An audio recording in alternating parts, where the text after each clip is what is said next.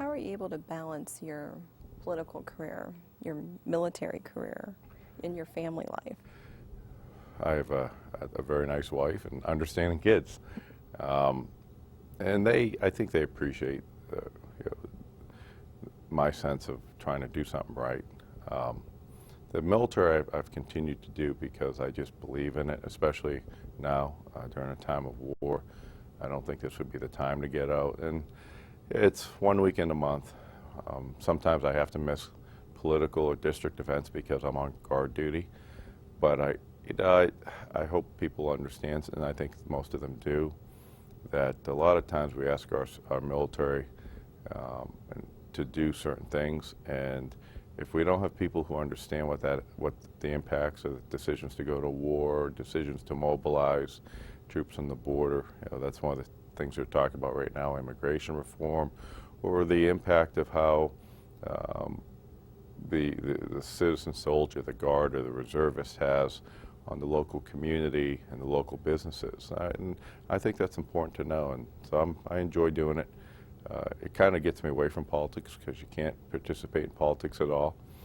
But it also lets me hear what people think. When I'm at lunch, I was on guard duty last weekend, and people come up to me, soldiers from all across Pennsylvania, and we're just talking about stuff, and they know I'm a senator, but they don't talk to me they say, hey, do you know what's going on? And so I think it gives me an opportunity to really link up with the people who I have a lot of respect for.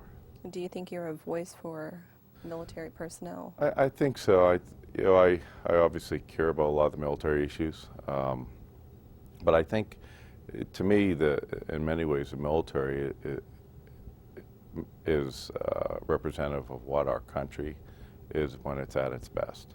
And what's that mean? It means in the military you have men, women, black, white, Asian, all different, Hispanic, all different nationalities, all different genders.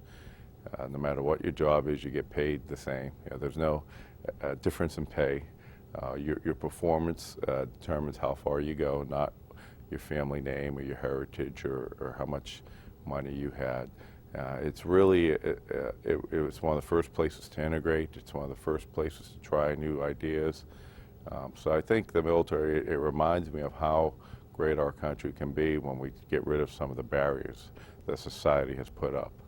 And so when people talk about gender inequality or they talk about racial issues, for some of us we're thinking, wait a second, I've been in the military 15 years, and from day one I've been working in some very tough situations with men and women from all different backgrounds, and it's always been great, and I think that diversity has helped us. So yeah, I do speak for them, but I try not to, because I am in politics.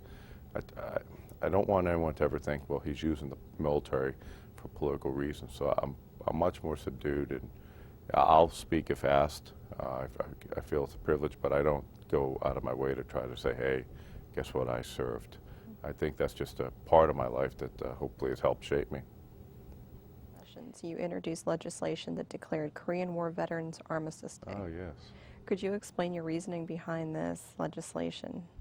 The Korean War Veterans Armistice Day legislation, that goes back to one of the questions you asked before. Do you think you've been an advocate for military? I had a very strong delegation in my district of Korean War veterans. Many have called it the forgotten war by those who didn't serve. If you served in it, they'll never forget. So it was, by doing that, to me, it was a way to say thank you and to show them that future generations do care about what they did. As a military person studying at West Point, I remember studying the lessons from the Korean War and how our nation wasn't prepared and sent our troops in with old World War II equipment, not with the chain of command or support structure they need, without the supply restructure, and yet these men were able to do their mission in many ways. And so, it was just a way to say thank you for me. And I know other members are doing it now. So each of us has our own personal reason when we do those types of bills. For me, it was one, answering the call of my local people who asked for it, but two, It was something I believed in.